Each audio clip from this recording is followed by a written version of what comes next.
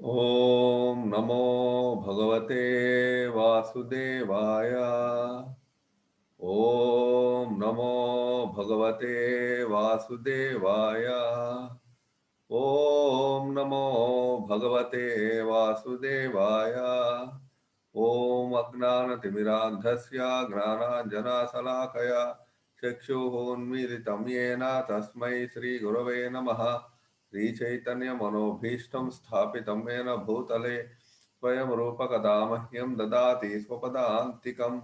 वन्देऽहं श्रीगुरो श्रीयुतापदकमलं श्रीगुरून् वैष्णवांश्च श्रीरूपं साग्रजातं सहगणरघुनाथान्वितं तं सजीवं साद्वैतं सावधूतं परिजनसहितं कृष्णचैतन्यदेवं श्रीराधा कृष्णपादान् सहगणललिता श्रीविशाखान्वितांश्च।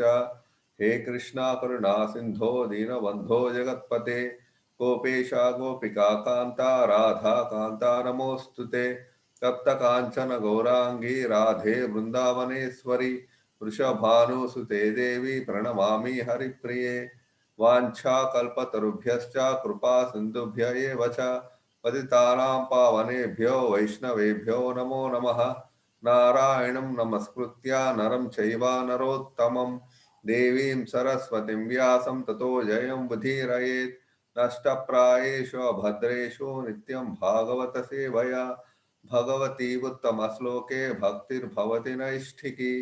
कृष्णाय वासुदेवाय देवकीनन्दनाय च नन्दगोपकुमाराय गोविन्दाय नमो नमः।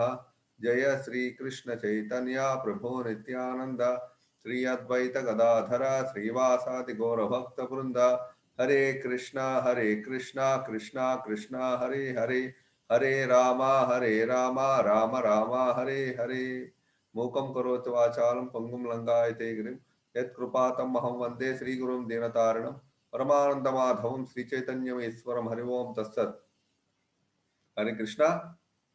సో ఈరోజు ఈ కార్యక్రమానికి వచ్చిన భక్తులందరికీ ఇస్కాన్ చెన్నై తరఫున స్వాగతం తెలియజేస్తున్నాం. సో మనం లాస్ట్ వీక్ మా ఈ క్లాస్ అనేది ఈ ప్రవచనం జరగలేదు, ఎందుకంటే లాస్ట్ వీక్ కొన్ని టెక్నికల్ ఇష్యూస్ వల్ల మేము కండక్ట్ చేయలేకపోయాం ఈ ప్రోగ్రామ్ని. సో అందువల్ల మేము అందరికీ మా విన్నపాన్ని తెలియజేస్తున్నాం. సో ఈ వారం మళ్ళీ మనం మామూలుగా ఈ క్లాస్ అనేది ప్రవచనం అనేది మనం మొదలు పెడుతున్నాం. సో ఈరోజు మనం వరాహ అవతారం గురించి మనం ఈరోజు డిస్కస్ చేద్దాం. ఎందుకంటే లాస్ట్ వీక్ అంటే అంతకు ముందు వారం మనం జయ విజయుల కథ గురించి మనం చర్చించుకున్నాం. ఈ జయ విజయుల కథ యొక్క సమాప్తం అయిన తర్వాత, వైకుంఠంలో జయ విజయుల శాపం యొక్క కథ సమాప్తం అయిపోయిన తర్వాత అది మళ్ళీ వాళ్ళ యొక్క జన్మ, నెక్స్ట్ జన్మ భూలోకంలో ఈ యొక్క భౌతిక ప్రపంచంలో హిరణ్యాక్ష హిరణ్యకశిపు ఈ ఫస్ట్ వాళ్ళకి జన్మ ఫస్ట్ మొదలైంది, ఆరంభమైంది. ఆ యొక్క వరాహ అవతారం, ఆ యొక్క లీలల గురించి మనం ఈరోజు మనం చర్చించుకుందాం. సో ఇప్పుడు భాగవతంలో ఈ వరాహ అవతారం అనేది 3వ స్కంధంలో ఉంటుందన్నమాట. అంటే 3వ స్కంధంలో వరాహుడి యొక్క అవతారం, అలాగే హిరణ్యాక్షుని యొక్క జన్మ, అలాగే హిరణ్యాక్షుని యొక్క మరణం, భూదేవి భూమాత సముద్రంలోకి వెళ్ళిపోవడం, ఇవన్నీ కూడా మనం ఈ యొక్క 3వ స్కంధంలో వస్తాయి. సో ఎప్పుడైనా ఇంకో విషయం ఏంటంటే, భాగవతం మనం ఎప్పుడైనా మొదలు పెట్టే ముందు మనం ఒకసారి భాగవతం మొదలు పెట్టే ముందు శ్రీ వాసుదేవుడిని ఒకసారి మనం నమస్కారం చేయాలి. వాసుదేవునికి నమస్కారం చేసేటప్పుడు 3 సార్లు ఓం నమో భగవతే వాసుదేవాయ అనే ఒక అష్టాక్షరి మంత్రం అనమాట. ఆ మంత్రాన్ని చెప్పాలి. ఎందుకంటే భగవంతుని వాసుదేవుడి యొక్క లీలలే మొత్తం భాగవతం. సో ఆయన్ని మనం 3 సార్లు ఆయన నామం జపించిన తర్వాత మనం ఈ నారాయణం నమస్కృత్య ఇంకో శ్లోకం భాగవతంలోనే మొదటి స్కంధంలో వస్తుంది. ఈ శ్లోకాన్ని మనం ఒకసారి చెప్పుకోవాలి. ఈ శ్లోకంలోని మొత్తం 1, 2, 3, 4 పర్సనాలిటీస్ ఉంటాయి. ఈ 4 పర్సనాలిటీస్ని 4 ఒక రూపాలని మనం, అంటే వాళ్ళ యొక్క దేవతలు, అంటే నారాయణుడు, అలాగే నరుల్లో ఉత్తములైన నరనారాయణులు, అలాగే సరస్వతీదేవి, అలాగే వ్యాస భగవానుడు, వీళ్ళ నలుగురిని కూడా మనం మన నమస్కారాలు తెలియజేసి వాళ్ళ యొక్క మనం ఆశీస్సుల్ని పొందుతాం. సో అందుకే ఈ యొక్క శ్లోకం చాలా ఇంపార్టెంట్. ఎప్పుడైనా ఎక్కడైనా సరే భాగవత ప్రవచనం జరుగుతోందంటే ఈ శ్లోకం ఎప్పుడు ఉంటుందన్నమాట. ఎందువల్లంటే అసలు మనం అనేది నారాయణుడు వల్లే భాగవతం వచ్చింది. అలాగే నరుల్లో ఉత్తములైన ఈ భాగవతం ఎవరు వింటారు? నరుల్లో ఉత్తములైన వాళ్ళ గురించి మనం వింటున్నాం భాగవతంలో మొత్తం. అందువల్ల ఈ భాగవతంలో వాళ్ళ యొక్క విషయం కూడా వస్తుంది. అలాగే సరస్వతీదేవి మనకు విద్యా ప్రదాత సరస్వతీదేవి, అలాగే వ్యాస భగవాని భాగవతాన్ని మనకు అందించిన ఆయన, మొత్తం అందరూ కూడా ఈ భాగవతంలో వస్తారు. సో ఈ విధంగా ఈ భాగవతాన్ని మొదలు పెట్టాము. ఈ విధంగా మనం నేర్చుకుని ఫస్ట్ ఈ శ్లోకం నేర్చుకోవడం అవసరం. శ్లోకం యొక్క నెంబర్ ఇక్కడ రాసింది. భాగవతంలో మొదటి స్కందంలో 2వ చాప్టర్లో 4వ శ్లోకం అన్నమాట. వీళ్ళ నలుగురికి మనం నమస్కారం తెలియజేస్తాం. నెక్స్ట్ ఈ శ్లోకం చాలా ఇంపార్టెంట్. మొదటి స్కందంలో 2వ చాప్టర్లో 18వ శ్లోకం. నష్టప్రాయేషు అభద్రేషు నిత్యం భాగవత సేవయ భగవతి ఉత్తమ శ్లోకే భక్తిర్భవతి నైష్ఠికి. ఈ శ్లోకం మనకేం చెప్తోందంటే భాగవతం చదివినా భాగవతం వింటే మనకి శ్రవణం చేస్తాం భాగవతం. ఈ భాగవతాన్ని మనం శ్రవణం చేస్తే మనకి ఏమి జరుగుతుంది అని శ్లోకం మనకి చెప్తుంది. ఏమి జరుగుతుందంటే నష్టప్రాయేషు అభద్రేషు అంటే మన హృదయంలోని ఎన్నో వేల జన్మల నుంచి, ఎన్నో లెక్కలేని జన్మల నుంచి మనం ఈ భౌతిక ప్రపంచంలో నివసిస్తున్నాం. ఈ మానవ శరీరంలోనే కాదు, అనేక రకాల శరీరాల్లో మనం ప్రవేశించి అనేక రకాల అనర్థాల్ని, అభద్రమైన విషయాల్ని మన సటల్ బాడీ అంటే ఈ సూక్ష్మ శరీరం. ఈ సూక్ష్మ శరీరం అనేది మనం ఏ శరీరం దాల్చినా సరే ఆ శరీరంలోకి ఈ జీవుడితో పాటు సూక్ష్మ శరీరం కూడా ప్రవేశిస్తుంది. మనం ఈ సూక్ష్మ శరీరం అనేది మన స్థూల శరీరం అనేది మారుతుంది తప్పించి సూక్ష్మ శరీరం ఎప్పుడు అలాగే ఉంటుంది. ఈ జీవుడితో పాటు సూక్ష్మ శరీరం అన్ని శరీరాల్లో, అది జంతు శరీరం అవనివ్వండి, మనిషి శరీరం అవనివ్వండి, ఏ శరీరం అయినా సరే సూక్ష్మ శరీరం మాత్రం అలాగే ప్రవేశిస్తుంది. దానివల్ల ఏమవుతుంది, మనకి ఆ శరీరంలో ఆ జన్మలో మనం ఎలాంటి వాంఛలు కానీ, కోరికలు కానీ, ఎలాంటి మనకి కొన్ని మనసులో ఒక వాంఛలు, లేకపోతే మనసులో ఒక విధమైన చెడు ఆలోచనలు కానీ, మంచి ఆలోచనలు కానీ, ఎటువంటి లక్షణాలు కానీ, ఇవన్నీ కూడా మన కొన్ని విషయాలు ఈ ప్రపంచంలో ఈ జన్మలో నేర్చుకుంటాం. ఆ విషయాలు కూడా మనసులో పదిలం అవుతాయి. అలాగే చెడు లక్షణాలు నేర్చుకుంటాం, మంచి లక్షణాలు నేర్చుకుంటాం, అవన్నీ కూడా మనసులో పదిలం అవుతాయి. ఈ విధంగా అభద్రమైన విషయాలు చాలా మన శరీరంలో, మన మనసులో మనం స్టోర్ చేసుకుంటున్నాం. ఇలాంటి అభద్రమైన విషయాల వల్ల మనకేమవుతుందంటే మన మనస్సు అందుకే మనం చూడండి, అభద్రమైన అంటే ఇలాంటి అనర్థాలు మనం పెంచుకోవడం వల్ల మనకి మంచి మార్గంలో మనం వెళ్ళాం. అందువల్ల ప్రతి జన్మలో కూడా మనిషి ఆ అనర్థాలు పెంచుకుని ఏం చేస్తాడు, తప్పుడు మార్గంలో వెళ్తాడు. తప్పుడు మార్గంలో వెళ్తే ఏమవుతుంది, తప్పుడు ఫలితాలు వస్తాయి. తప్పుడు అంటే ఏంటి, కష్టాలు, పాప ఫలితాలు అనుభవించడం వల్ల తిరిగి మళ్ళీ మానవ శరీరం కాకుండా ఇంకో శరీరం కూడా వస్తుంది వాళ్ళ కర్మ ప్రకారం. సో ఈ విధంగా అంటే అభద్రమైన విషయాలు మనం చేకూర్చుకుంటున్నాం, పేరుకుపోతుంది మన సూక్ష్మ శరీరంలో. ఇవన్నీ ఎలా క్లీన్ అవుతాయి, ఎలా శుభ్రం అవుతాయంటే భాగవతం సేవయ నిత్యం భాగవత సేవ అనేది మనం చేయాలి. భాగవత సేవ అంటే ఏంటి, వినాలి, భాగవతాన్ని వినాలి. వింటే ఏమవుతుందంటే మనకి అభద్రమైన విషయాలని మన శరీరం నుంచి బయటికి వెళ్ళిపోతాయి.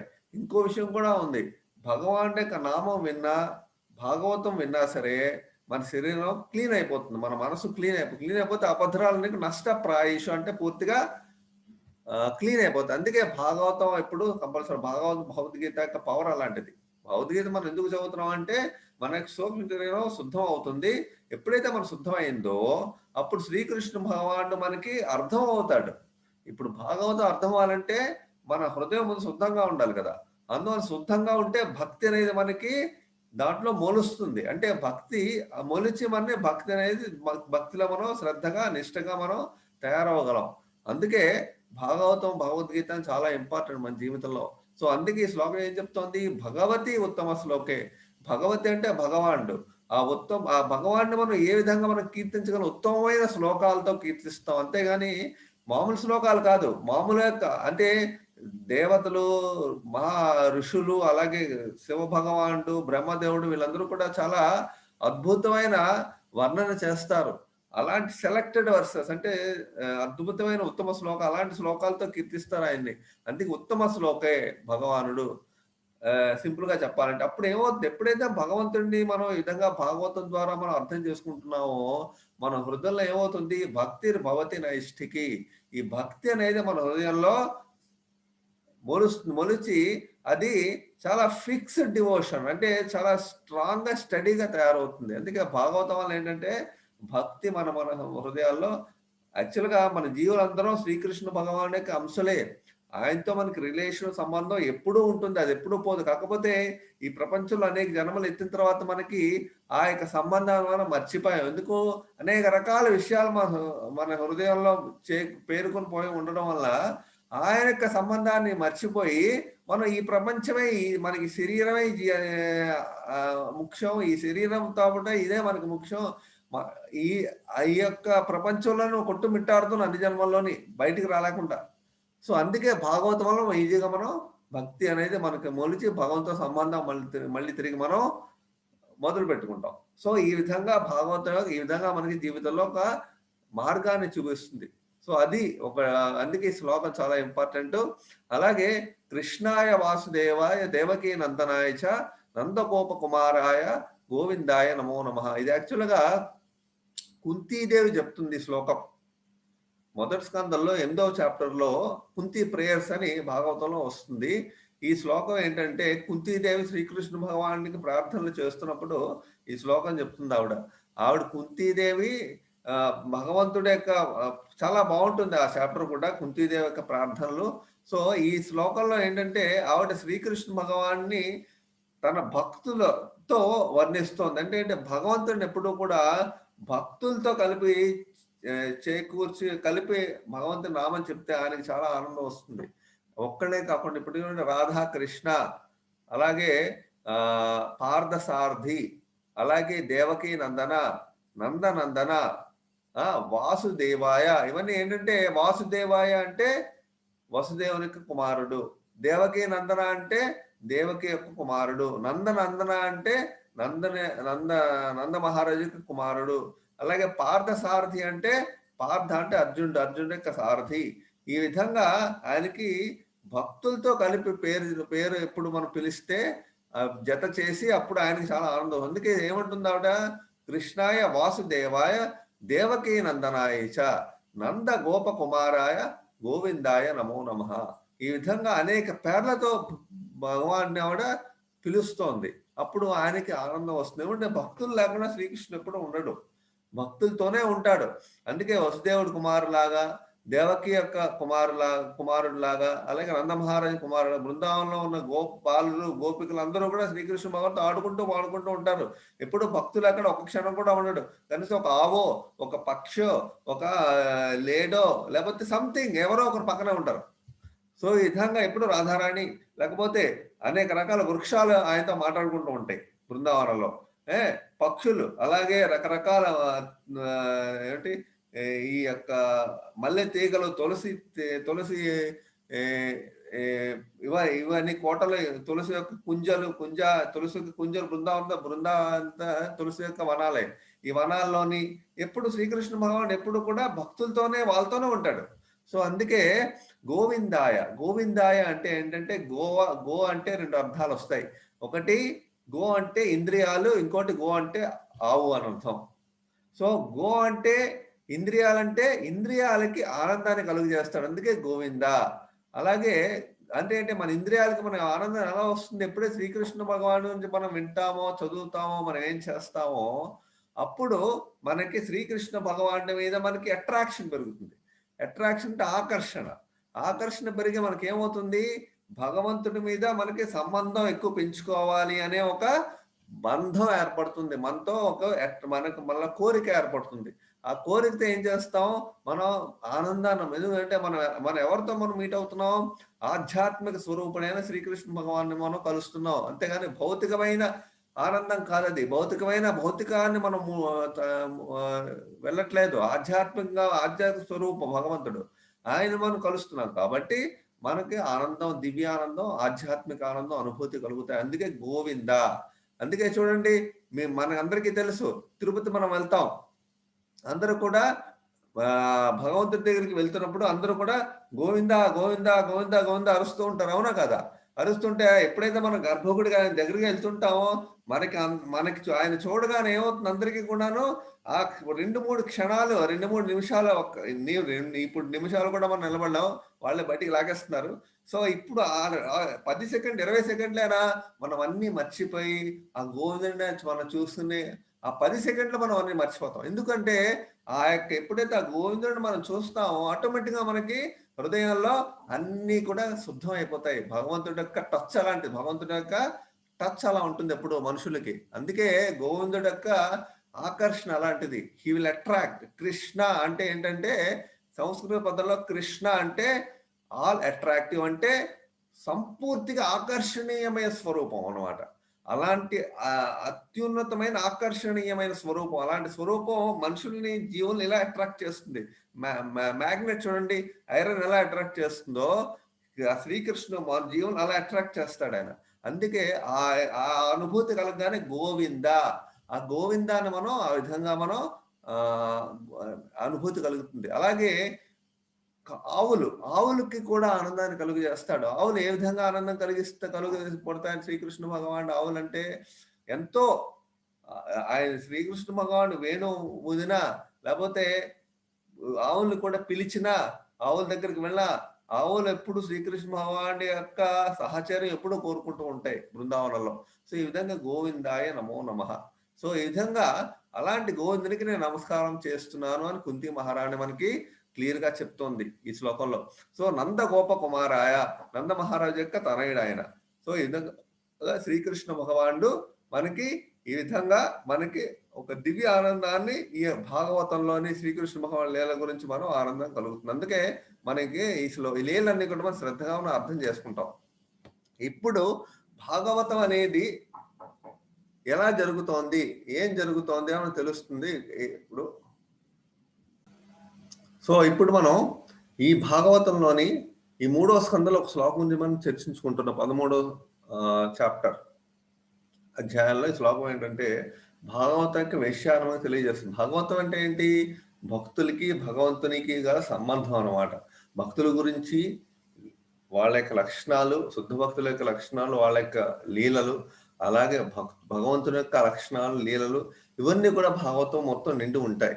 సో, ఇలాంటి భాగవతం అంటే మన ఇంద్రియాలకి పైబడి, మన ఇంద్రియాలకి ఆహ్, ఆహ్, పైబడి ఉంటుంది భాగవతంలో యొక్క విషయాలన్నీ. ఏంటంటే, మనం భగవంతునితో యొక్క విషయాలన్నీ కూడా ఆధ్యాత్మికమైనవి కాబట్టి మన మన ఇంద్రియాలతో మనం ఆహ్, కొన్ని విషయాలు అర్థం అవ్వకపోయినా సరే, మనం ఎప్పుడైతే భగవంతుడి భక్తి మనకి బాగా ఎక్కువగా మనకి నిష్టగా ఉందో, అప్పుడు మనకు ఆటోమేటిక్‌గా అర్థమవుతుంది. అంటే ఏంటి?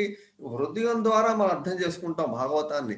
అంతే తప్పించి మన భౌతికమైన ఇంద్రియాలతో భాగవతం అర్థం చేసుకోవడం అనేది కుదరదు. మనం ఎప్పుడైతే భక్తి అనేది మన హృదయంలో ఎప్పుడైతే బాగా అనుభవంలో ఉందో, అప్పుడు భాగవతం మనకు బాగా అనుభవంలోకొస్తుంది. సో, ఈ విధంగా అనేది అతీంద్రియమైన అంశాలతో ఉంది భాగవతం అనేది. అది కాకుండా ఎప్పుడైతే భాగవతోత్తములు అంటే ఏంటంటే, భాగవతాన్ని వాళ్ళ జీవితంలో భాగవత మార్గంలో నడిచేవాళ్ళు, ప్రవర్తించేవాళ్ళు భాగవతోత్తములు. అంటే ఏంటి? 2 విషయాలు మనం తెలుసుకుంటాం ఇక్కడ. భాగవతంలో 2 విషయాలున్నాయి. గ్రంథ భాగవతం, అలాగే ఆహ్, పర్సన్ భాగవతం. అంటే ఏంటంటే, ఎవరైతే భాగవతోత్తముల్లాగా ఎవరైతే జీవితంలో ఆహ్, బిహేవ్ చేస్తున్నారో, అంటే నడుస్తున్నారో, ప్రవర్తిస్తున్నారో, వాళ్ళు భాగవతోత్తములు అంటారు. అలాగే భాగవతులు అంటారు. అలాగే ఈ భాగవతం అంటే ఏంటి? గ్రంథ భాగవతం, మనిషి భాగవతం. అంటే భాగవతులు. ఇవి ఇద్దరికీ తేడా లేదు. వీళ్ళిద్దరికి మధ్య తేడా ఉండదు. ఎందుకంటే ఈ గ్రంథ భాగవతం ఏంటంటే భాగవతం అనేది. అదే మనిషి భాగవతం జీవితంలో భాగవతం ఏం చెప్తుందో అదే విధంగా జీవితాన్ని నడిపించేవాళ్ళు. వీళ్ళిద్దరిలో చాలా ఇంపార్టెంట్ ఏంటంటే వీళ్ళిద్దరూ మనకు అవసరమే. మన భాగవతం మనకి చదవడానికి, అర్థం చేసుకోవడానికి, మనల్ని లీలలు తెలుసుకోవడానికి ఉండాలి. అలాగే మనం ఏమైనా తప్పులు చేస్తే మనని మళ్ళీ తిరిగి కరెక్ట్ చేసే వాళ్ళు కూడా ఉండాలి. వాళ్ళు పర్సన్ భాగవతం అంటే మనిషి భాగవతులు. ఇద్దరు మనకు కావాలి. సో ఇప్పుడు ఎప్పుడైతే ఈ మనం భాగవతాన్ని విధంగా మనం నేర్చుకుంటామో ఏమవుతుంది మనకి భక్తులు యొక్క లక్షణాలు భగవంతుడు లేవునవే లక్షణాలు భక్తుల్లో కూడా ఉంటాయి ఆటోమేటిక్‌గా. అప్పుడేమవుతుంది భక్తుడికి ఉన్న లక్షణాలు భగవంతుడి మధ్య లక్షణాలు తేడా మనకు పెద్దగా కనబడదు. అందుకే చూడండి భాగవతంలో ఉన్న అన్ని క్యారెక్టర్‌లు కూడా శుద్ధ భక్తులు అన్ని క్యారెక్టర్‌లు కూడా భగవంతుడి లక్షణాలు ఆటోమేటిక్‌గా వాళ్ళలో ఉంటాయి. ఏ చాలా పాస్ట్ టైమ్‌లో నేను తీసుకున్న చాలా తీసుకున్నా సరే. ఆ విషయానికే భేదం మనకు కనబడదు. నా ప్రహ్లాదుడు, ధ్రువుడు, గజేంద్ర మోక్షం, అంబరీష మహారాజు, ఇంకా పాండవులు, అలాగే అనేక రకాలు పృథు మహారాజు చాలా ఉన్నాయి. ఇవన్నీ కూడా అనేక బలి మహారాజు వీళ్ళందరూ కూడా భాగవతంలో వీళ్ళందరి క్యారెక్టర్లు వస్తాయి, లీలలు వస్తాయి.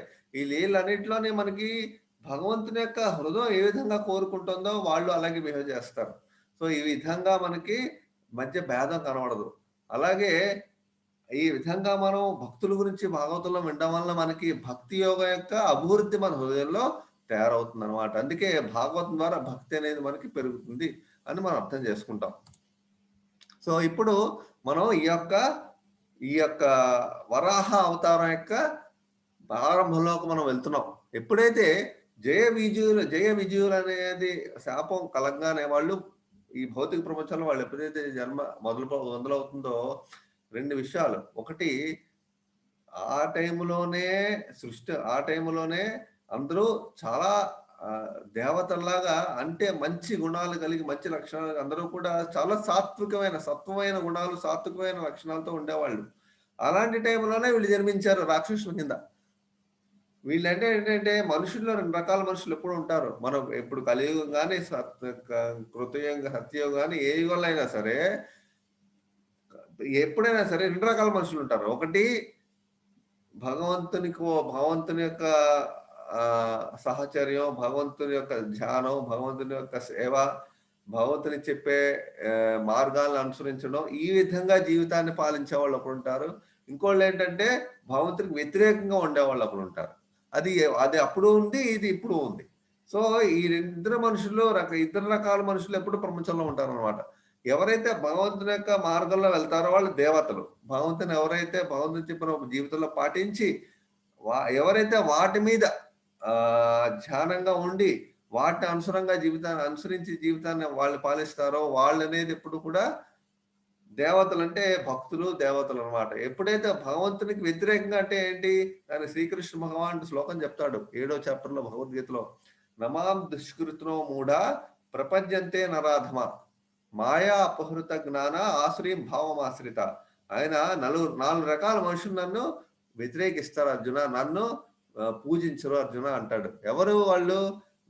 నమాం దుష్కృతిలో మూడు ఎవరైతే పాపకార్యాలు చేస్తారో, దుష్కృతి అంటే పాపకార్యం. ఈ పాపకార్యాలు ఎవరైతే చేస్తారో వాళ్ళు శ్రీకృష్ణ వాళ్ళ దగ్గరికి వాళ్ళు రారు. అలాగే ప్రపంచంతే నరాధమ, నరుల్లో అధములు ఉంటారు, వాళ్ళు కూడా వాళ్ళ అధములు. అంటే ఏంటి?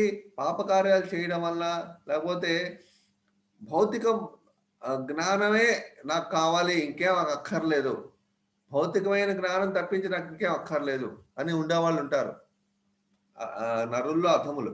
అలాగే మాయా అపహృత జ్ఞానం, ఇంకోళ్ళు ఏంటంటే ఎలా ఆలోచిస్తారంటే వాళ్ళు నాకున్న జ్ఞానం, ఈ ప్రపంచంలో ఉన్న భౌతిక జ్ఞానమే టాప్ మోస్ట్, దానికి మించింది లేదు అంటే ఏంటి? ఆ విధంగా ఆలోచిస్తే ఏమవుతుందంటే వాళ్ళ యొక్క రియల్ నాలెడ్జ్, అసలైన జ్ఞానం అది పోయింది. మాయా అపూర్వత, మాయ, ఈ యొక్క భౌతిక ప్రపంచం మాయ ఏం చేసిందంటే వాళ్ళ అసలైన జ్ఞానాన్ని తీసేసుకుంది. అంటే ఏంటి? అపహృత తీసుకుని వెళ్ళిపోయి ఏంటి? ఎవరైనా నిజమైన జ్ఞానం ఉన్నవాడు ఎవరు? భగవంతుని ఎప్పుడు సమ్మతిస్తారు. జ్ఞానం లేని వాళ్ళే భగవంతుని సమ్మతించరు. వాళ్ళ అసలైన జ్ఞానం ఆల్రెడీ మాయ తీసుకెళ్ళిపోయింది కాబట్టి వాళ్ళు మాయా అపహృత జ్ఞానం, వాళ్ళకి భౌతిక ప్రపంచ జ్ఞానమే వాళ్ళకి అన్నిటికన్నా ఉత్తమమైనది, దానికి మించి ఇంకోటి లేదు అంటారు. అసలైన జ్ఞానం భగవంతుడి జ్ఞానం, భగవంతుడి గురించి జ్ఞానం వాళ్ళకి అక్కర్లేదు. సో అలాంటి మహాయాపృత జ్ఞానులు కూడా ఉంటారు. అలాగే ఆసురీ భావం అసలు ఇప్పుడు ఈ రాక్షసత్వమైన లక్షణాలు, ఆ ఈ దానవ ప్రవృత్తి, ఇలాంటి మనుషులు ఉంటారు. వీరందరూ కూడా ఏంటంటే భగవంతుని ఛాలెంజ్ చేస్తారు. ఛాలెంజ్ అంటే ఇప్పుడు ఇప్పుడు మనం చెప్పే హిరణ్యాక్షుడు, హిరణ్యకశిపుడు లీల కూడా అదే, భగవంతుని వాళ్ళని ఛాలెంజ్ చేస్తున్నారు. అదే మనం ఈ లెవెల్‌లో మనం చెప్పుకుంటాం ఇప్పుడు. సో, ఇలాంటి వాళ్ళు ఉంటారు. సో, ఎప్పుడైతే మన శరీరమే మనది, మన శరీరం యొక్క డెవలప్‌మెంటు, పూర్తిగా ప్రపంచంలో అన్ని రకాల అనుభవం, అన్ని రకాల సంపదతో ఉండాలి. ఎప్పుడు మన యొక్క స్టేటస్సు, మన పొజిషను, మన ఫేము, ఈ ప్రపంచంలో ఉన్నవన్నీ మనం సంపాదించాలి. ప్రపంచంలో మనం పెద్దవాళ్ళైపోవాలి. ఎప్పుడు కూడా ఈ విధమైన భౌతికమైన డెవలప్‌మెంట్ అన్నమాట. వీటి గురించి ఆలోచించే వాళ్ళకి భగవంతుని మీద దృష్టి రాదు. భగవంతుని మీద భగవంతుని దృష్టి రాకుండా 4 రకాల మనుషులు భగవంతుని మీద దృష్టి ఎప్పుడు రాదు. ఎవరంటే ఎప్పుడు కూడా ఈ అందం అందం గురించి, అందం మీద, భౌతిక ప్రపంచంలో ఉన్న అందాన్ని ఆస్వాదించాలి, భౌతిక ప్రపంచం అందాన్ని అనుభవించాలి అనే పూర్తిగా అట్రాక్ట్ అయిన వాళ్ళు, అలాగే భౌతిక ప్రపంచంలో జ్ఞానం మీద అట్రాక్ట్ అయిన వాళ్ళు, అలాగే భౌతిక ప్రపంచంలో సంపద మీద అట్రాక్ట్ అయిన వాళ్ళు, అలాగే జన్మైశ్వర్య సుత శ్రీబీర్ నైవారతి అధఃపుమాన్. ఆ శ్లోకంలో కుంతి మహారాణి చెప్తుందనమాట. 8వ చాప్టర్లో భాగవతంలో ఫస్ట్ కందంలో, జన్మైశ్వర్య శృత శ్రీభేర్. ఎవరికైతే కొంతమంది నేను మంచి కుటుంబంలో మంచి ఫ్యామిలీలో నేను జన్మించాను అని వాళ్ళు చాలా గర్వంగా ఉంటారు. నా యొక్క మంచి ఫ్యామిలీలో జన్మించాను, మంచి డబ్బున్న వాళ్ళ ఫ్యామిలీలో జన్మించాను, నాకు ఎటువంటి అడ్డో ఆపు లేదు అని చెప్పి ఎవరైతే ఆలోచించి విచ్చలవిడిగా ఉంటారో వాళ్ళకి భగవంతుని మీద దృష్టి వెళ్ళదు.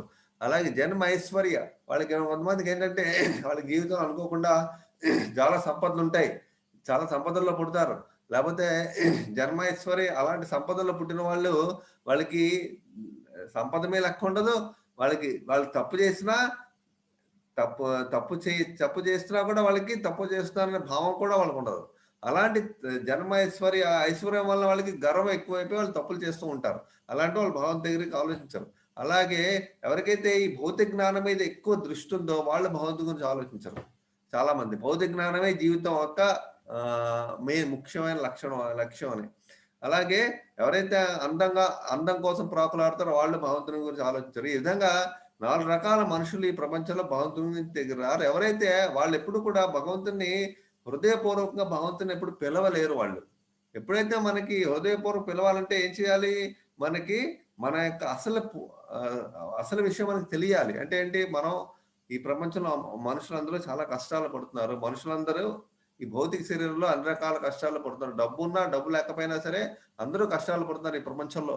అందువలన మనం భగవంతుడిని మర్చిపోయి ఉన్నామంటే మనం ఈ కోవలోకి వస్తాం. భగవంతుని గుర్తుంచుకుని భగవంతు మార్గం వెళ్తే ఆ కోవలోకి వెళ్తాం. మనం అందుకే 2 రకాల మనుషులు ఉంటారు ఈ ప్రపంచంలో. సో అలాంటి ఈ భగవంతునికి ఛాలెంజ్ చేసి వ్యతిరేకం ఉన్న వాళ్ళు ఈ హిరణ్యాక్ష హిరణ్యకశిపు అనమాట. ఎప్పుడైతే వీళ్ళు ఈ యొక్క శాపం వల్ల ఈ యొక్క దితి కుమారుల కింద జన్మిస్తారు, పురుషుల కింద, కవల కుమారుల కింద, కవల పుత్రుల కింద జన్మించినప్పుడు అప్పుడు ఆల్రెడీ కశ్యప ప్రజాపతి వాళ్ళకి చెప్తాడాయన, నీకు మనం చెయ్యకూడని టైంలో మనం సంభోగం చేసాం. యాక్చువల్గా సాయంత్రం పూట సంధ్యా సమయంలో సంభోగం ఎప్పుడు చేయకూడదు. అలాంటి సమయంలో మనం చేసాం. అందువల్ల మనకి పుట్టే కుమారులు కూడా అలాంటి వాళ్ళే పుడతారు. ప్రపంచాన్ని నాశనం చేసే వాళ్ళే పుడతారు. ప్రపంచానికి లోక కంటకుల కింద వాళ్ళు తయారవుతారు. అలాంటి వాళ్ళు పుట్టబోతున్నారు నీకు అని చెప్తాడు. అప్పుడే ఏం చేస్తారు, వాళ్ళు ఎప్పుడే లోపల ప్రవేశించారో ఆవిడకి వాళ్ళు మళ్ళీ బయటకు వస్తే ప్రపంచం అంతా గడగడలాడిపోతుంది, నేనే వాళ్ళని భరిస్తాను. 100 సంవత్సరాలు గర్భం దాల్చి భరిస్తుంది వాళ్ళని. 100 సంవత్సరాల తర్వాత వాళ్ళని బయటకు వస్తారు. వాళ్ళు బయటికి రావడం ఏమిటి, ప్రపంచం మొత్తం అల్లకల్లోలం అయిపోతుంది. ఎందుకంటే ఈ సృష్టి లోకాలు అల్లకల్లోలం అయిపోతాయి. ఎందుకంటే వాళ్ళు ఎవరు అసలు జైవీజులు అంటే ఏంటి, వైకుంఠంలో ఉండే వాళ్ళు ద్వారపాలకులు. వాళ్ళ యొక్క శక్తి ఎలాంటిది, ఎప్పుడైతే వైకుంఠంలో వాళ్ళకి శాపం అక్కడ వచ్చిందో, ఆ శాపం తర్వాత వాళ్ళు ఎప్పుడైతే ఇంక భూలోకానికి వచ్చేస్తున్నారో ఆ మూమెంట్‌లోని నారాయణ వాళ్ళకి ఒక ఆశీర్వచనం చేస్తాడు. మీరిద్దరూ ఎలాగో వెళ్తున్నారు. ఇప్పుడు మీరు భూలోకంలో మహనీయంగా చాలా అద్భుతమైన రీతిలో మీరొస్తారు. అద్భుతంగా మీరు రాక్షసులుగా పుడుతున్నా సరే, చాలా శక్తివంతంగా, చాలా అద్భుతంగా మీరిద్దరు ఉంటారు. దానికి ఆశీస్సులు నేనిస్తున్నాను మీకు అని నారాయణుడు ఆశీర్వదిస్తాడు. అందుకే వాళ్ళు చాలా అద్భుతమైన, అత్యంత శక్తివంత రాక్షసుల కింద ఈ ప్రపంచంలో వాళ్ళు ప్రవేశిస్తారు. సో, అందుకే వాళ్ళ యొక్క జన్మ భగవంతుడి యొక్క నిర్ణయం అది. సో, ఈ విధంగా ఆశీస్సులనమాట. ఈ విధంగా వీళ్ళిద్దరూ ఎప్పుడైతే ఇక్కడికొచ్చారో అసాధారణమైన శరీర లక్షణాలు వాళ్ళకి వస్తాయి. వాళ్ళ శరీరాలు ఉక్కు శరీరాల్లా ఉంటాయి. 2 పర్వతాల మాదిరిలాగా చాలా పవర్‌ఫుల్ అనమాట. అంత పర్వతాల మాదిరిలా వాళ్ళ శరీరాలు పెద్ద పెద్ద శరీరాలు ఉంటే వాళ్ళు ఎప్పుడైతే భూలోకంలో నడుస్తున్నారో, ఈ లోకాల్లో నడుస్తున్నారో లోకాలే దద్దరిల్లుతాయి అలాంటి పవర్‌ఫుల్ పర్సనాలిటీస్ వాళ్ళు. సో, వాళ్ళు ఎప్పుడైతే పుట్టిన తర్వాత వాళ్ళు చాలా తొందరగా పెరిగిపోతారు. పెరిగిపోయి ఎప్పుడైతే వాళ్ళు పుట్టారో ప్రపంచంతో అల్లకల్లోలమై ప్రతి చోట కూడా పర్వతాల దగ్గర భూకంపాలు, ప్రతి చోట అగ్ని, ప్రతి చోట పూర్తిగా అంధకారమైన చీకటి, సృష్టి అంతా ఈ లోకాలన్నీ చీకటి. ఆ! అలాగే ఎప్పుడు కూడా ఈ సృష్టిలోనే అందరికీ కూడా శనిగ్రహం అనేది కనపడదు. శనిగ్రహం జల్లగాను ప్రపంచంలో ఎవరికీ శనిగ్రహం అనేది భూలోకం వల్ల కనబడదు. ఆ టైంలో శనిగ్రహం కనబడుతుంది అందరికి కూడాను. అలాగే ఎప్పుడైతే శనిగ్రహం కనబడిందో అప్పుడు అందరూ అనుకుంటారు అంటే అమంగళకరమైన విషయాలు ఇప్పుడు జరగబోతున్నాయి ఈ లోకాల్లో అని చెప్పి అందరికీ ఒక ఒక విషయం తెలుస్తుంది. అందుకే ఎప్పుడైతే తుఫాన్లు, అలాగే భూకంపాలు, కొన్ని వేల కొలది చనిపోతున్నారు అంటే వరదలు వస్తున్నాయంటే దీనికి కారణం ఏంటి? కారణం ఏంటంటే ఎక్కడో చోట రాక్షసత్వమైన దానవ ప్రవృత్తి గల మనుషులు పుట్టారు అనే ఒక విధమైన అర్థం మనకి పురాణం చెప్తోంది. సో, ఎప్పుడైతే ప్రపంచంలో ఈ విధంగా మనకి శ అపశకునం అనేది కనబడుతోందో, ఏ అపశకునం దానికి అర్థం ఏంటంటే ప్రపంచంలో రాక్షస ప్రవృత్తి, దానవ ప్రవృత్తి గల వాళ్ళు పుట్టారు అని ఒక విధమైన ఒక సూచకం అన్నమాట అది. సో, ఈ విధంగా మనకు తెలుస్తుంది. సో, సముద్రాలు కూడా అల్లకల్లోలం అయిపోతాయి కెరటాలతో. వాళ్ళ లోపల జీవులందరూ కూడా అల్లలాడిపోతారు. సముద్రంలో ఒక లక్షల కొలది, కోట్ల కొలది జీవులున్నాయి అన్ని సముద్రాల్లో. వాళ్ళే కోట్ల కొలది వాళ్ళు కూడా లాడిపోతారు. ఇంకోటి ఏంటంటే ఈ ఈ గాడిదలు, శునకం అంటే కుక్క. వీళ్ళెప్పుడు కూడాను గాడిదలు, కుక్కలు ఎప్పుడైతే ఆకాశంలో చూస్తూ అవి ఎప్పుడైతే అరుస్తున్నాయో అది చాలా అపశకునం అది. గాడిదలు ఆ ఆకాశంలో చూస్తూ అరవడం. అలాగే కుక్కలు కూడాను. సో, ఈ విధంగా వాళ్ళు ఎప్పుడైతే చేస్తున్నారో ప్రపంచంలోని విషయం అర్థమవుతుంది. ఏదో చాలా పెద్ద అపశకునం ప్రపంచంలో సంభవిస్తోంది అని. అని ప్రపంచం అంతా అందరూ అర్థం చేసుకుంటారు. సో, ఆ విధంగా వాళ్ళకి జన్మ ప్రపంచం మొత్తం ఉరుములు, మెరుపులతో, రక్తవర్ణంతో వర్షం, అలాగే అన్ని రకాల అపశకునాలు తయారవుతాయి ఈ ప్రపంచంలో. ఎప్పుడైతే వీళ్ళు పుట్టిన తర్వాత వీళ్ళకి హిరణ్యకశిపుడికి, హిరణ్యాక్షుడికి బ్రహ్మ నుంచి వరాలున్నాయి.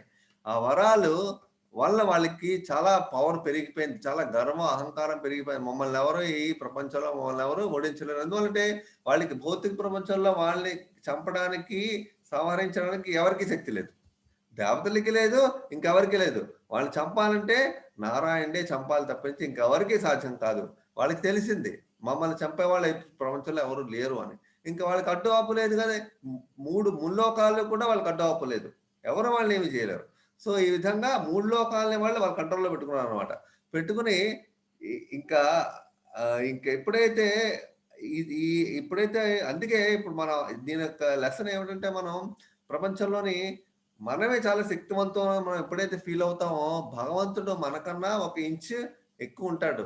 మనం ఎంత శక్తి మనం సంపాదించినా ఆయన ఇంటెలిజెన్స్, ఆయన శక్తి ముందు మన శక్తి ఎందుకు పనికిరాదు.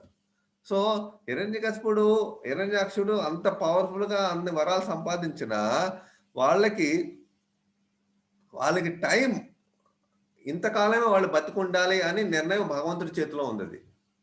సో, ఆయన నిర్ణయం ప్రకారం వాళ్ళ జీవితం ఉంది. సో, ఎంత పవర్‌ఫుల్ అయినా సరే భగవంతుడికి నిర్ణయం దాటి వాళ్ళు ఉండలేరు. అందుకే భగవంతుడు ఆల్రెడీ వాళ్ళకి నిర్ణయిస్తాడు. ఇంత కాల పరిమితి, ఈ కాల పరిమితి దాటి ఎవరు ఉండలేరు. సో, ఈ విధంగా ఈ భౌతిక ప్రపంచంలో ఎంత శక్తివంతుడైన నిర్ణయపడి కాలం మించి జీవించలేడు అని తెలుపుటే భగవంతుని ప్రణాళిక. భగవంతుని యొక్క మెయిన్ పాయింట్ ఇదే. హిరణ్యకశిపుడు లాంటి వాళ్ళైనా సరే హిరణ్యాక్షుడు, హిరణ్యకశిపుడు లాంటి వాళ్ళైనా సరే ఈ ప్రపంచంలో మాత్రం కంపల్సరీగా చావాల్సి ఉంది. ఎంతకాలం వాళ్ళు జీవించాలో అంతకాలం వాళ్ళు జీవిస్తారు.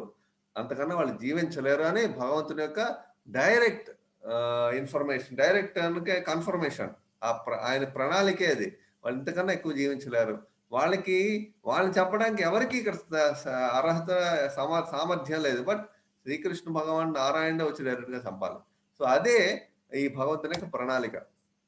సో వీళ్ళే ముల్లోకాలు జయించేశారు కదా! హిరణ్యాక్షుడు ముల్లోకాలను జయించేశాడు. ఎవ్వరికీ అడ్డు లేదు. ఇంకా పై లోకాలను జయించేశాడు. భూలోకం అయిపోయింది. ఆ తర్వాత కింద లోకాలకు కూడా వెళ్ళిపోయాడు. వెళ్ళిపోయి ఇంకా గర్భోదక సముద్రంలో ప్రవేశించాడాయన. ఈ గర్భోదక సముద్రం అంటే ఈ 7 లోకాల కిందనుంటుంది. 7 లోకాలు అంటే కింద 7 లోకాలు. అంటే పైన భూలోకం పైన 6 లోకాలున్నాయి. అలాగే భూలోకం కింద 7 లోకాలున్నాయి. ఈ 7 లోకాలకి కిందన గర్భోదక సముద్రం ఉంది. ఆ సముద్రం లోపలికి ఇంక ప్రపంచం, సృష్టి, విశ్వం అంతా అయిందే కదా! హిరణ్యాక్షుడిదే ఇంకా అనుకున్నాడు. ఇంకెక్కడ పడితే అక్కడ హ్యాపీగా తిరగడం మొదలుపెట్టాడు. ఆ గర్భోదక సముద్రంలో ప్రవేశించాడాయన.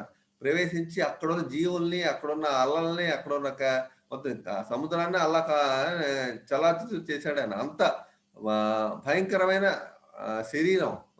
అలాంటి హిరణ్యాక్షుడు ఎప్పుడైతే సముద్రాన్ని కూడా భయపెట్టాడో, అలాంటి పరిస్థితి క్రియేట్ చేస్తున్నప్పుడు యాక్చువల్‌గాను అప్పటికి ఆల్రెడీ అంతకు ముందే ఎప్పుడైతే ఈ హిరణ్యకశిపుడు ముందు ప్రతి బ్రహ్మ యొక్క ప్రతి కల్పం అంటే ప్రతి రోజులోని చివరన కల్పం చివరన ఒక ప్రళయం వస్తుంది.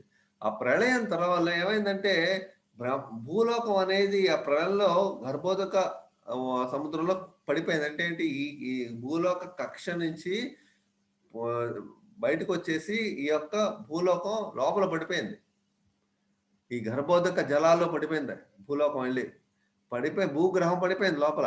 అది ఎవరికీ తెలియదు. సో ఎప్పుడైతే అది పడిపోయింది, హిరణ్యాక్షుడు లోపల తిరుగుతున్నాడు. ఈ హిరణ్యాక్షుడు తిరిగి ఏం చేస్తాడంటే అది ఎక్కడో పడిపోయింది సముద్రం జలాల లోపల కిందన అడుక్కెళ్ళిపోయి పడిపోయింది. భూలోకం కనబడట్లేదు. ఈ మొత్తం విశ్వం మొత్తం భూలోకం లేదు. కాకపోతే హిరణ్యాక్షుడు సముద్రం లోపలికి దిగిపోయి అక్కడ వరుణ లోకానికి వెళ్ళిపోయాడు ఆయన. వరుణ లోకం అంటే వరుణుడి వాటర్కి, ఈ సృష్టిలో ఉన్న వాటర్కి హెడ్, అదే వరుణుడు అనమాట. అలాంటి వరుణుడు విభావరి అని వరుణ క్యాపిటల్ ఉంది, రాజధాని. ఆ రాజధానికి వెళ్ళిపోయాడు. వెళ్ళిపోయి నువ్వే ఇప్పుడు నేను నీ దగ్గరకు వచ్చాను, నాతో యుద్ధం చేసి నాతో నువ్వు నేనో తేల్చుకుందాను రా అని. అప్పుడు వరుణుడు అంటాడు, నీతో యుద్ధం చేసే శక్తి నాకు లేదు. నీతో యుద్ధం చేయాలంటే నారాయణుడే యుద్ధం చేయగలడు. ఆ నారాయణుడికి వస్తాడు, నువ్వు వెయిట్ చేయి కాసేపు అంటాడు. నారాయణుడు వచ్చిన వరకు నువ్వు వెయిట్ చెయ్యి అని. అప్పుడు హిరణ్యాక్షుడు వెయిట్ చేస్తాడు.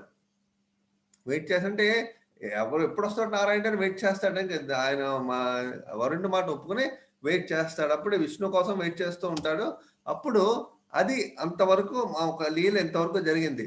ఇప్పుడు ఏమైంది, ఎప్పుడైతే ఈ హిరణ్యాక్షుడు పుట్టక ముందు ఈ సృష్టి, భౌతిక ప్రపంచం అంటే ఈ యొక్క సృష్టి మొదట్లోని బ్రహ్మకి, ఈ సృష్టి మొదట్లో ఆయన బ్రహ్మ ఈ సృష్టిలో ఉన్న జీవులందరినీ పుట్టించడానికి మనువుల్ని, ప్రజాపతుల్ని సృష్టిస్తాడు ఆయన.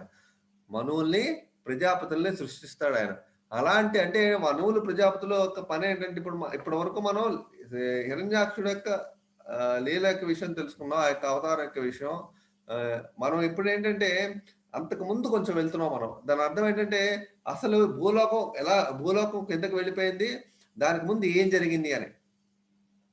ఈ భూలోకం అంటే ఏంటంటే బ్రహ్మ ప్రతిరోజు డే టైంలో, ప్రతిరోజు పొద్దున్న టైంలోని, అంటే ఆయన 12 గంటల టైంలో ఆయన సృష్టి చేసి మళ్ళీ 12 గంటల డే ముగిసిన తర్వాత మళ్ళీ చీకటి పడి నైట్ అయ్యేటప్పుడు ఆయనకి మళ్ళీ ఆయన పడుకుంటాడు. ఆయన పడుకుని మళ్ళీ నెక్స్ట్ రోజు అయ్యే వరకు కూడా మళ్ళీ ఆయన పడుకునే ఉంటాడు.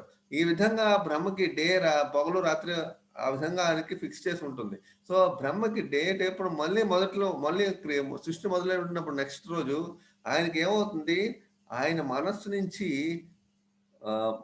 ఒక ఇద్దరు వ్యక్తులు పుడతారు. ఒకటి స్వయంభూమను, శత్రూప. అంటే ఒక మగ శరీరం, ఒక ఆడ శరీరం.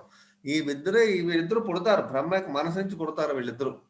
పుట్టినప్పుడు ఆ స్వయంభూమను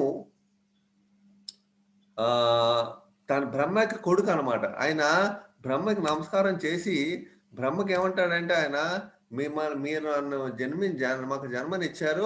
మా ఇద్దరికి మీరు జన్మనిచ్చారు.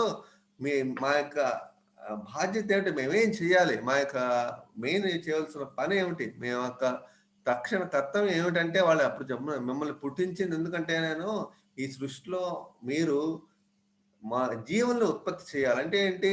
మనుషుల్ని, జీవుల్ని ఉత్పత్తి చేయాలి మీరు. మీరు మీరిద్దరూ కలిసి ఉత్పత్తి చేసి ప్రపంచం అంతా కూడా జీవులతో నింపాలి అని ఫస్ట్ స్వయంభూమను శత్రుప వీళ్ళిద్దరిని పుట్టిస్తాడాయన. అందుకే స్వయంభూమను మనువులు మొత్తం 14 మంది ఈ బ్రహ్మకి ఒక రోజు టైంలో ఆ 12 గంటల సమయంలో 14 మంది మనువులు పుడతారు. ఫస్ట్ స్వయంభూమం అన్నమాట. ఎప్పుడైతే ఆయన పుట్టి బ్రహ్మకు ఆదేశం వస్తుందో వాళ్ళిద్దరూ కూడా బ్రహ్మకి ప్రే చేస్తారు. అంటే ప్రార్థిస్తారు. మీరు మమ్మల్ని జన్మనిచ్చారు. మాకు జీవనాధారానికి మూలం. ఎందుకంటే మీరే మమ్మల్ని జన్మనిచ్చి మీరే మాకు ఆధారం. అందువల్ల మేము మీకు ఏం సేవ చేయాలో చేస్తాం అని. అప్పుడు వాళ్ళేం చెప్తారు బ్రహ్మ ఏమంటాడంటే దాని అర్థం ఏంటంటే ఇక్కడ మనం ఒక విషయం నేర్చుకుంటున్నాం. పుత్రుడి కింద మనువు పుట్టాడు. మనువు పుట్టాడు కాబట్టి తండ్రి ఏం కోరుకుంటాడో పుత్రుడు అది చెయ్యాలి. తండ్రి ఏం కోరుకుంటాడో పుత్రుడు అది చేయాలి. అది కంపల్సరీగా చేయాలి. అందుకే అప్పుడు బ్రహ్మకు ఆనందం కలుగుతుంది. ఓహో! వీళ్ళు నేను చెప్పిన మాట వింటున్నారు అని. అందుకే భాగవతంలో ఈ శ్లోకం చెప్పబడింది. ఈ శ్లోకంలో ఏం చెప్పబడిందంటే ఎప్పుడైతే పుత్రుడు తండ్రి మాట వినకుండా ఉన్నాడో అది ఎప్పుడు కూడా బాధ్యతాయుతమైన పుత్రుడు కాదు. పుత్రుడు ఎప్పుడు చిన్నప్పుడు కొడుకునెప్పుడు పెరిగి పెద్ద చేస్తాడు తండ్రి. చేసిన తర్వాత తండ్రిని తండ్రి యొక్క బాధ్యత కొడుకుదే ఉంటుంది ఎప్పుడు కూడా. తండ్రి ఏం చెప్తే అది కొడుకు అది బాధ్యతగా చేయాలి. తండ్రి యొక్క బాధ్యత కొడుకు మీద ఉంటుంది. తండ్రిని చూసుకునే బాధ్యత కొడుకుంటుంది. తండ్రికి చేయవలసిన బాధ్యత కొడుకుంటుంది. ఈ యొక్క విధానం అనేది ఈ నియమం అనేది సృష్టి మొదట్లోనే ఉంది. మనువు తన తండ్రి బ్రహ్మకి ఏం చేయాలో చేయడానికి రెడీగా తయారయ్యాడు ఆయన. ఈ యొక్క విధానం అనేది అప్పటి నుంచే ఉంది. ఇప్పుడు కాదు. ఏంటంటే ఇప్పుడు ప్రపంచం ఇప్పుడు మారింది. ఏంటంటే చాలా మంది మనమే చూస్తాం. చాలా మంది తల్లిదండ్రులకి పిల్లలు ఎప్పుడు దగ్గరగా ఉండరు. వాళ్ళు అన్ని రకాల దూరంగా ఉంటారు. వాళ్ళని చూసుకోలేరు. వాళ్ళకి ఏ అవసరం తీర్చలేరు. ఏమంటే అప్పుడు అందరూ కూడా పిల్లలందరూ దూరంగానే ఉంటున్నారు. దానివల్ల ఏమవుతుంది తల్లిదండ్రులకి వాళ్ళ యొక్క బాధ్యతను తీసుకునే వాళ్ళే లేరు ఇప్పుడు. వాళ్ళకి ఏం కావాలో చేసే వాళ్ళే లేరు. అలాంటి పరిస్థితి ఉంది ఇప్పుడు. కానీ ఈ నియమం ఏంటంటే కొడుకు ఎప్పుడు కూడా పుత్రుడెప్పుడు తల్లిదండ్రులని ఏం కావాలో వాళ్ళకి సేవ చేయాలి. వాళ్ళు అనుకునే చేసి ఇవ్వాలి. అది నియమం అనమాట. ఈ విధంగా అప్పుడు వాళ్ళు చేశారనమాట. సో ఈ విధంగా మీ గారి అదే అప్పుడు ఆయన విషయం చెప్తాడు బ్రహ్మ. మీరు నేను చెప్పిన దానికి మీరు చేయడానికి రెడీగా ఉన్నారు కాబట్టి మీ భార్య గర్భంలో మీరు అర్హతమైన సంతానాన్ని పుట్టించి ప్రపంచాన్ని మొత్తం సంతానోత్పత్తి చేయాలి అని వాళ్ళకి ఉపదేశాన్ని చేస్తాడు బ్రహ్మ. చేసిన తర్వాత అప్పుడు వీళ్ళు అనేక యజ్ఞాలు చేసి సంతానోత్పత్తి చేసి ప్రపంచం అంతా కూడా జీవుని సృష్టిస్తారు. అప్పుడు బ్రహ్మ చూస్తాడు, అది స్వయంభూమని చూస్తాడు. అదేంటి భూలోకం ఎక్కడ కనబట్లేదు అని. ఇక్కడ భూలోకం ఎక్కడ కనబట్లేదు అని స్వయంభూమన చూస్తాడు. అప్పుడు బ్రహ్మ చెప్పిన తర్వాత భూలోకం లేదు కింద లోకాలన్నింటిలోని. అప్పుడు ఆయనకి అవును భూలోకం లేదని బ్రహ్మ ఆలోచించి అవును భూలోకం ఎక్కడికి వెళ్ళిపోయిందని ఆలోచిస్తే ఆయనకి వెంటనే బ్రహ్మకి అన్ని అర్థమవుతాయి. ఆటోమేటిక్గా ఆయనకు అర్థమవుతుందో గర్భోదయ జలాల్లో భూలోకం పడిపోయింది అని. అప్పుడు ఎప్పుడైతే పడిపోయిందని అనుకుంటాడో ఆయన ఆలోచిస్తాడు. ఆయన ఆలోచించి భూలోకాన్ని బయటికి ఎలా తీయాలి అని. బయటికి ఎలా తీయాలని అనుకుంటున్నప్పుడు ఆయన యొక్క ఆలోచన నిమగ్నం అయిపోతున్నప్పుడు ఏం చేయాలో తెలియక ఆలోచిస్తుంటే అప్పటికప్పుడు బ్రహ్మ యొక్క నాసికా రంధ్రం నుంచి ఒక చిన్న వరాహం అంటే సూకరం అంటే పంది రూపం అన్నమాట. పంది రూపం ఒకటి బయటకు వస్తుంది. ఆ పంది రూపం సైజ్ ఎంత ఉంటుంది? మన బొటన వేలు యొక్క పై భాగం ఎంత ఉందో అంత సైజులో వస్తుంది అనమాట. అంత సైజులో బయటకు వస్తుంది. ఒక చిన్న సూకర రూపం పంది రూపం బయటకు వస్తుంది. బ్రహ్మ యొక్క నాసికా రంధ్రం ముక్కు యొక్క రంధ్రం నుంచి బయటకు వచ్చి అది స్లోగా బయటకు వచ్చి అది గ్రాడ్యువల్గా స్లోగా అలా పెద్ద అయిపోయి మొత్తం ఆకాశం అయిపోతుంది అనమాట. అది ఏనుగులాగా అంత పెద్దది అయిపోతుంది. ఏంటి ఇంత పెద్దది అయిపోతుందని బ్రహ్మతో ఉన్న దేవతలు, ఋషులు అందరూ చూస్తూ ఉంటారు. మహర్షులు ఇది ఏంటి ప్రపంచం అంతా ఇలా పెద్ద సాకారం అనేది ప్రపంచం అంతా పూర్తిగా ఆక్రమించేస్తోంది. ఏంటి ఆకారం అని. అప్పుడు ఆకారం నీల రంగులో కనబడుతుంది. ఎప్పుడైతే ఆకారం నీల రంగులో కనబడిందో అప్పుడు అనుకుంటారు మహావిష్ణువు యొక్క అవతారం అనేది.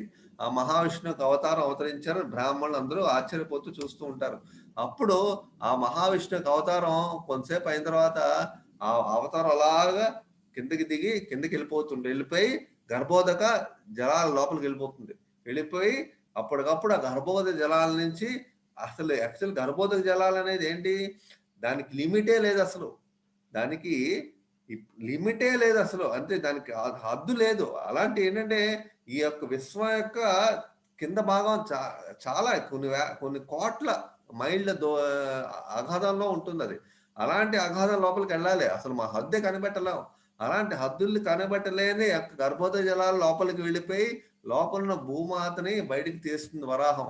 బయటికి తీసి అక్కడి నుంచి భూమిని కనుక్కొని అంటే ఏంటంటే భూమిని అన్ని మళ్ళీ సెట్ చేసి మళ్ళీ సరైన స్థానంలో పెట్టి వరాహం అన్ని ఆ భూమికి ఉండడానికి అన్ని రకాల శక్తుల్ని ఆ భూమండలంలో ప్రవేశపెట్టి భూమండలాన్ని మళ్ళీ ఒక యథాస్థానంలో పెడుతుంది వరాహం. వరాహ రూపంలో వరాహ దేవుడు అనమాట. ఆయన పెడతాడు. ఇదంతా చేయాలంటే భగవంతుడే చేయగలడు కానీ మామూలుగా బ్రహ్మ కూడా ఏం చేయాలో తెలియలేదు అప్పుడు. ఎలా తీయాలో ఆయనకి తెలియలేదు. ఏం చేయాలి? దీన్ని ఎలా బయటికి తీయాలి అని. సో అది భగవంతుడే చేయగలడు. సో ఈ విధంగా భగవంతుని యొక్క లీల ఈ విధంగా జరుగుతుంది. ఎప్పుడైతే భగవంతుని లీల జరిగిందో ఈ యొక్క ఆయన ఎప్పుడైతే బయటకు వచ్చాడో బయటకు ఎలా వస్తాడు? తన యొక్క దంతాలు చోకర రూప పంది యొక్క దంతాల పైన ఈ యొక్క భూమండలం మెరుస్తూ కనబడుతుంది. ఎప్పుడైతే కనబడుతుందో హిరణ్యాక్షుడు అక్కడే తిరుగుతున్నాడు. కింద పైన తిరుగుతుంటే ఈ వరాహ రూపం అనేది బయటకు ఎప్పుడైతే ఒక లోకాన్ని పట్టుకొస్తుందో ఈ సృష్టి అంతా నాదే కదా, నువ్వెవరు మధ్యలో, నువ్వెక్కడి నుంచి వచ్చావు, ఈ లోకాన్ని పట్టుకెళ్ళిపోతున్నావు, ఇది అన్ని లోకాలు నా చేతిలో ఉన్నాయి ఈ ప్రపంచంలో, నీకు అసలు నువ్వు అసలు ఎవరువే అని చెప్పి యుద్ధం చేయడం మొదలు పెడతాడు.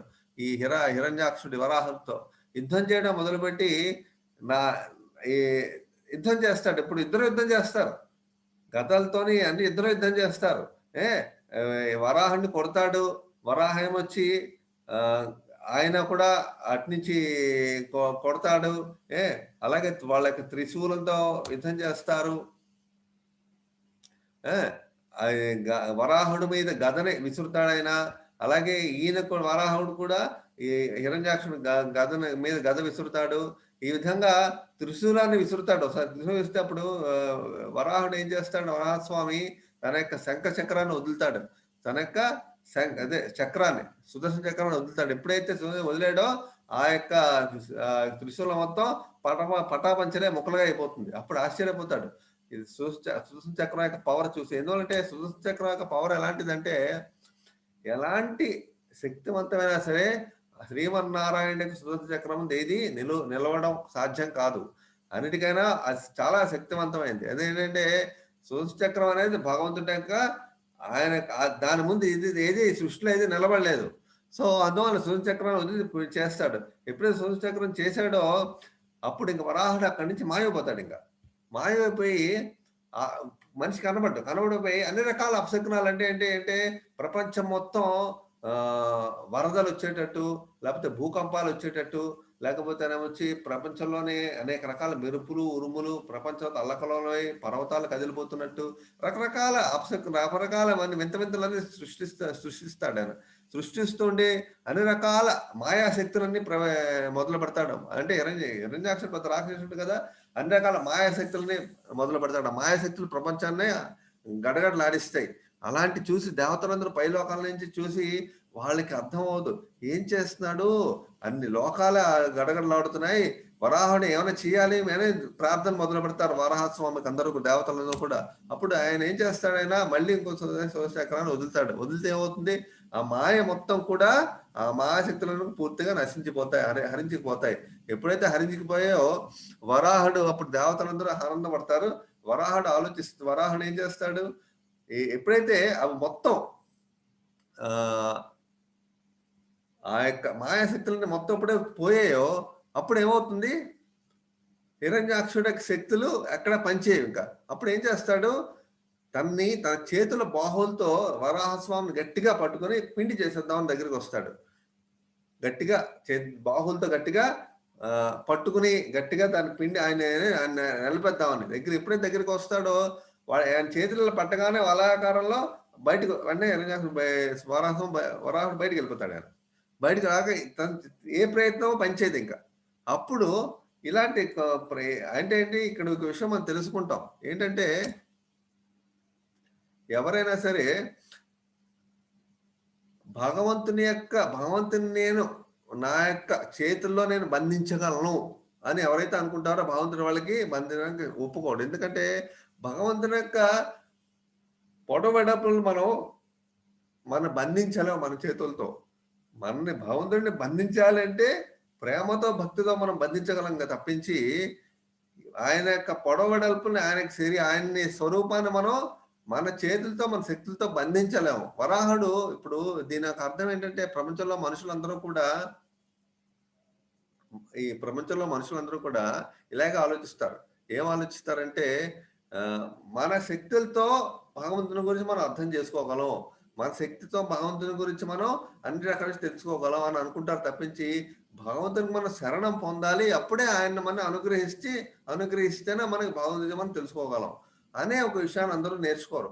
అదే ప్రాబ్లం. ఇప్పుడు ఏంటంటే, భగవంతుని నేర్చుకోవాలంటే మనం ఆయనకి శరణాగతి పొందాలి, అంతే తప్పించి మన సొంత శక్తులతో ఆయన మనం అర్థం చేసుకోవడం సాధ్యం కాదు. సో ఈ విధంగా ఈ విషయం మనకు అర్థమవుతుంది. హిరణ్యాక్షుడు రాక్షసులు కూడా వాళ్ళ సొంత శక్తితో సొంత సామర్థ్యంతో భగవంతుణ్ణి అర్థం చేసుకోవడానికి ట్రై చేస్తారా, భగవంతుడిని ఆక్రమించడానికి ట్రై చేస్తారు. అది ఎప్పుడు సాధ్యం కాదు. సో ఈ విధంగా హిరణ్యాక్షుడు అన్ని రకాలుగా పూర్తిగా ఫెయిల్ అవుతాడు.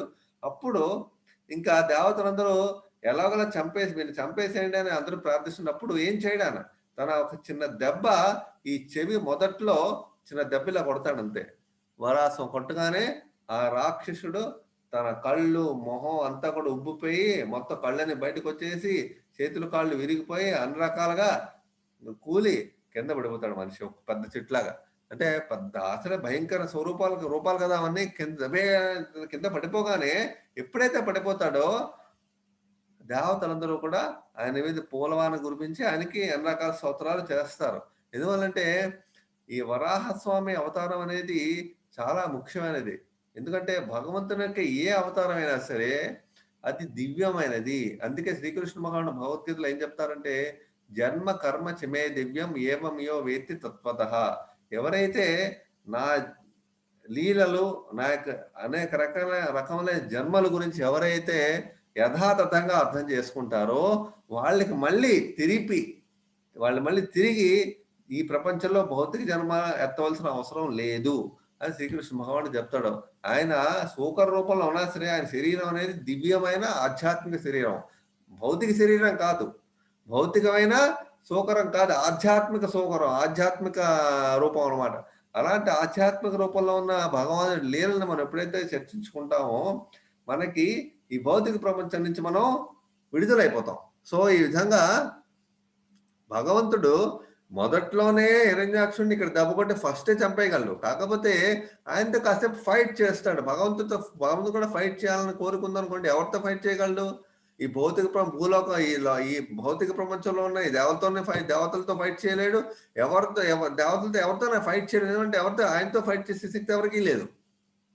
ఈ ప్రపంచంలో ఈ సృష్టిలో ఎవరికి భౌతిక లోకాల్లో లేదు. అందుకంటే ఆధ్యాత్మిక లోకాల్లో ఉన్న వాళ్ళే వచ్చి ఫైట్ చేయాలి ఆయనతో.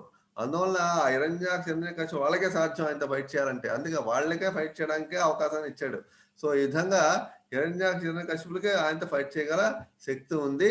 అందుకే ఇంకోటి ఏంటంటే, హిరణ్యాక్షుడు తన మాయాజలాన్ని పూర్తిగా ఎంత మాయాజలాన్ని ఆయన మీద ప్రవేశపెట్టినా సరే భగవంతుడి ముందు ఏది కూడా పనిచేయదు. మనం ఎంత శక్తి సామర్థ్యాల్ని భగవంతుడు మనం చూపించినా సరే అవన్నీ కూడా పూర్తిగా క్షీణించిపోతాయి. ఒక్క క్షణంలోనే ఆయన మొత్తం తీసేస్తాడు. ఆయన మాయాజలాలు అన్నింటి ఒక క్షణంలో తీసాడు. హిరణ్యాక్షుడు మాయాజలాలు అన్నింటి అంతే ఏం ఉంచలేదు. అలాగే మన అంత శక్తి సామర్థ్యాలు భగవంతుడు చూపించినా మనవన్నీ కూడా ఒక క్షణంలో కొట్టుకుపోతాయి అన్నమాట. ఈ విధంగా ఆయన యొక్క మాయాజాలాల ప్రదర్శన మనకేంటంటే సైంటిఫిక్ డెవలప్మెంట్ ఉంది, లేకపోతే భౌతికమైన శక్తి ఉంది అని చెప్పి మనం చాలా మంది భగవంతునికి వ్యతిరేకంగా ఛాలెంజింగ్ గా మాట్లాడతారు. కానీ ఇవన్నీ ఒక సెకండ్ లో పోతాయి ఆయన తలుచుకుంటే. సో దీని యొక్క విషయం మనం ఇలా అర్థం చేసుకుంటాం మనం. సో ఈ మాయాజాలాల ప్రదర్శన, ఈ యొక్క వైజ్ఞానిక అభివృద్ధి వల్ల, భౌతిక శక్తి వల్ల ఎవరు కూడా దేవతకు సమానం కాజాలరు. మనకి ప్రయత్నాలన్నీ కూడా దేవతని ఒక చిన్న సంకేతం, ఒక చిన్న దెబ్బ ఇలా కొట్టి అలాగా పోయాడు హిరణ్యాక్షుడు. అలాగే ఆయన తలుచుకుంటే ఒక సెకండ్తో మొత్తం అయిపోతాయి అన్నమాట. సో ఈ విధంగా వరాహస్వామిని ఈ హిరణ్యాక్షుని చంపడం జరిగింది. సో ఇప్పుడు ఎప్పుడైతే భూమాత బయటకు వస్తుందో ఆనందంగా ఉంటుంది ఆవిడ. భూమాతను చూసి భూదేవానికి స్తోత్రం చేస్తుంది. అప్పుడు చాలా అద్భుతంగా నీలం రూపంలో హిరణ్యాక్షుడు కనబడతాడు. సారీ, నీలం రూపంలో వరాహస్వామి భూదేవిని తన యొక్క దంతాల పైన పెట్టుకుంటే, అప్పుడు భాగవతంలో ఎలా వర్ణన చెప్పబడిందంటే, దంతాల పైన ఒక మెరుస్తూ ఒక నక్షత్రంలా, ఒక చిన్న మెరుస్తూ ఒక కాంతివంతమైన ఒక స్టార్ లా కనబడుతుందంట భూమి, అంత అందంగా మెరుస్తూ ఆ టైంలో. సో ఇలాంటి అది చూడడానికి, ఆ వరాహ రూపాన్ని చూడడానికి సప్త ఋషులకి, బ్రహ్మకి, దేవతలకి చాలా ఆనందం వచ్చింది. ఎందుకంటే ఆయన యొక్క రూపం నీలవర్ణం.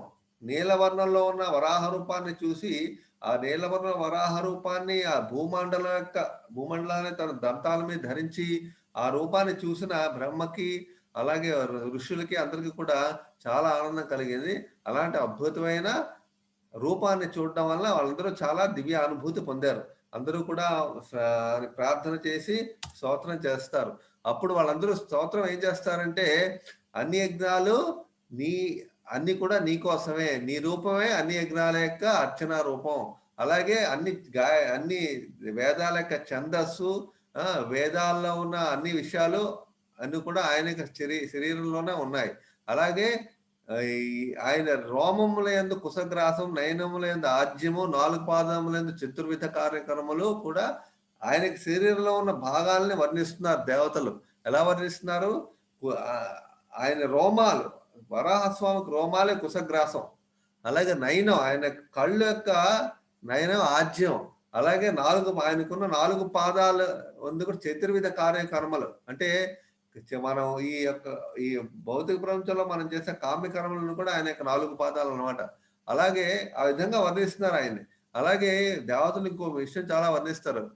ఇంకో విషయం చాలా ఇంపార్టెంట్ విషయం ఇది. ఏం చెప్తారంటే, మేము భక్తిని వదిలేసి యజ్ఞాలు ఎప్పుడు చేస్తూ మేము కూర్చుంటున్నాము, కానీ ఎవరైతే దేవదేవునికి భక్తియుక్తమైన సేవ చేస్తారో వాళ్ళు అన్ని యజ్ఞాలని వాళ్ళు చేసిన వాళ్ళు అవుతారు. అందుకే భక్తితో సేవ చేసిన వాళ్ళకి అది అన్ని యజ్ఞాలు చేసిన ఫలితం వస్తుంది.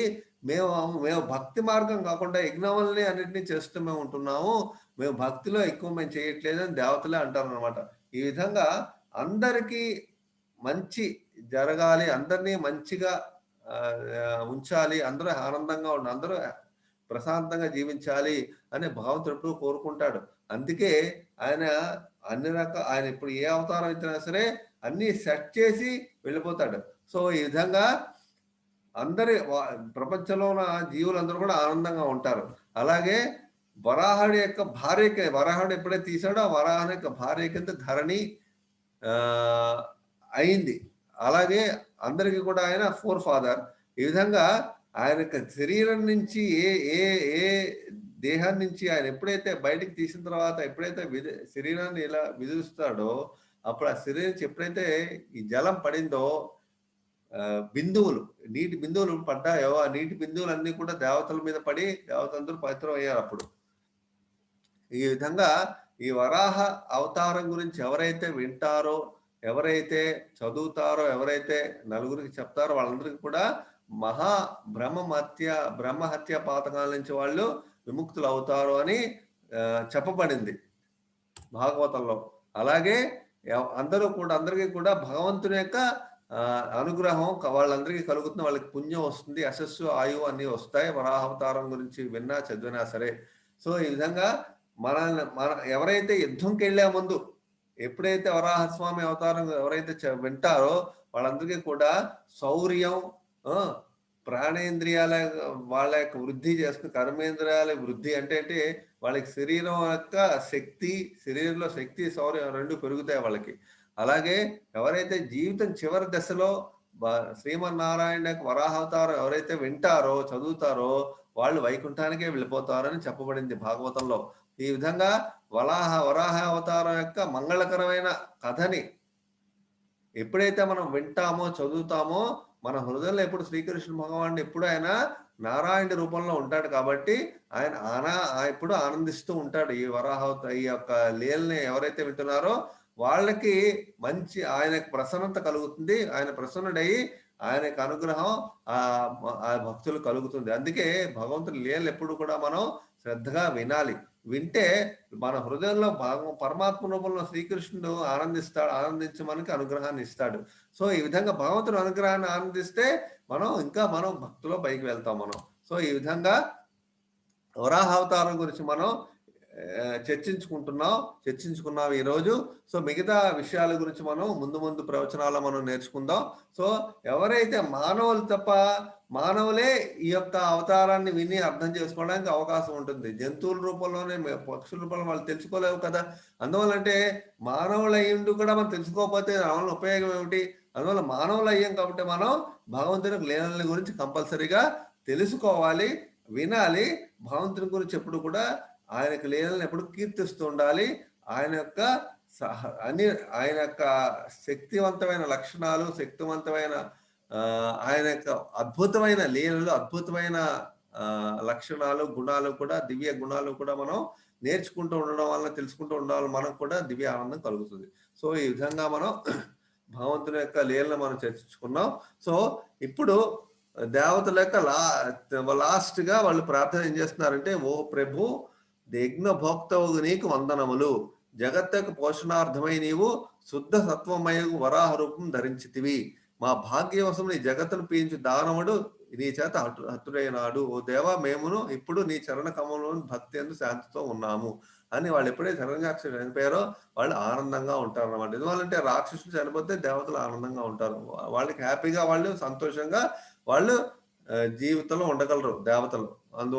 అందుకే దేవతలు ఎప్పుడు కూడా భగవంతుని యొక్క పాదకమల దగ్గర వాళ్ళు ఎప్పుడు ఆయన శరణం పొందుతారు. అందుకే వాళ్ళు దేవతలు అయ్యారు. సో ఈ విధంగా మనం భగవంతుని యొక్క పాదకమాలను మనం కూడా శరణం వేడి మనం కూడా ఆయన యొక్క అనుగ్రహం పొందుదాం. సో ఈ విధంగా ఈ యొక్క భాగవతాన్ని, భగవద్గీతను కూడా శ్రీ చైతన్య మహాప్రభు 500 సంవత్సరాల ముందు ఇండియా అంతా ప్రచారం చేశారు. హరనామ సంకీర్తనాన్ని, భాగవతాన్ని, భగవద్గీతని. సో ఈ విధంగా ఇది శ్రీ చైతన్య ప్రభు నిత్యానంద శ్రీ అద్వైత గదాధర శ్రీవాసాది గౌరవ భక్త బృంద, ఈ శ్రీకృష్ణ చైతన్య మహాప్రభు యొక్క కరుణ వల్లే మనం ఈ రోజు భాగవతం మనం చర్చించుకుంటున్నాం. సో ఆయన కరుణ వల్ల, ఆయన యొక్క సహచరుల యొక్క కరుణ వల్ల మనం ఈ యొక్క హరినామాన్ని, భాగవతాన్ని మనం చర్చించుకుంటున్నాం. సో ఈ విధంగా ఈ ప్రోగ్రామ్కి వచ్చిన మీ భక్తులందరికీ మా హృదయపూర్వక ధన్యవాదాలు తెలియజేస్తున్నాం.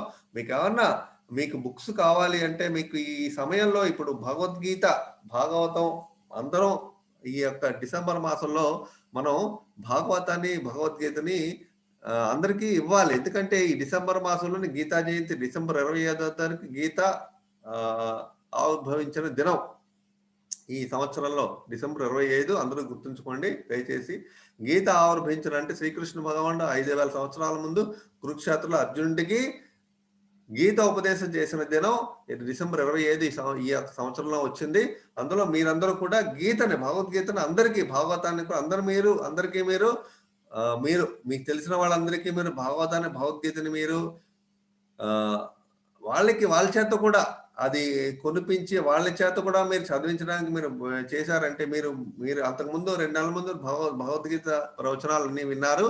వాళ్ళకి కూడా వినడానికి, వాళ్ళకి ఆ బుక్ చదవడానికి, భగవద్గీత చదవడానికి వాళ్ళకి అవకాశం కలిగించారంటే భగవంతుని అనుగ్రహం మనకి ఆటోమేటిక్ గా ఉంటుంది. అందుకే 18వ చాప్టర్ 69వ శ్లోకంలో శ్రీకృష్ణుడు చెప్తాడు, ఎవరైతే భగవద్గీతని ఇంకోళ్ళకి అందజేస్తున్నారో వాళ్ళకన్నా ప్రియమైన వాళ్ళు నాకు ఎవరు ఈ సృష్టిలో లేరు అని. అందువలన భగవద్గీతని, భాగవతాన్ని ఎవరైతే ఇస్తున్నారో ఇంకోళ్ళకి, వాళ్ళే భగవద్గీత చాలా ప్రీతిపాత్రులు అవుతారు. అందుకే దయచేసి మీరందరూ కూడా భగవద్గీత, భాగవతాన్ని మీకు ఆల్రెడీ మేము మెసేజ్లు పెట్టాము. వాట్సాప్లో భాగవతాన్ని భగవద్గీతని మీరు డిస్ట్రిబ్యూట్ చేయమని మీరు మీకు కావాల్సినవి ఎన్ని కావాలో మాకు చెప్తే మేము మీకు కొరియర్ చేస్తాము. మీరు మీకు తెలిసిన వాళ్ళందరికీ అది పంచచ్చు. సో అందరికీ ఇంకోసారి ధన్యవాదం. మీకు ఏమన్నా డౌట్స్ ఉంటే మాకు ఫోన్ చేయొచ్చు. ఫోన్ చేస్తే మేము వాటికి సమాధానం చెప్తాం. హరే కృష్ణ. Thank you.